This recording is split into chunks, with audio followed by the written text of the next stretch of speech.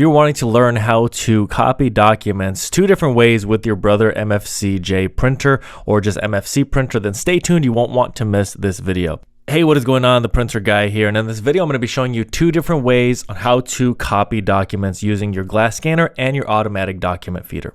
Alright, so first off, to copy a sheet of paper with your glass scanner, you're going to lift the top of your printer, you're going to place your sheet of paper on that glass scanner close to that arrow, just like I did there, and you're going to click copy. Now you have the option to go into the settings and change the sizes and a lot of different settings that are in there, but you really need to know that you can either scan or rather copy with black or color. So you can print black and white from that copy, or you can print color if it is a color document.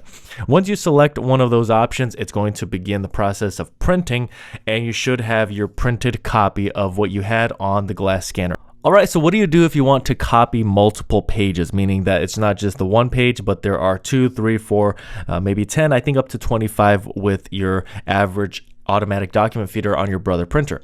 Well, what you're going to do is you're going to take your sheets of paper, you're going to flip them upside down and place them into your automatic document feeder. Looking at it now, this one probably would only be able to fit about 10 to 15 sheets at a time.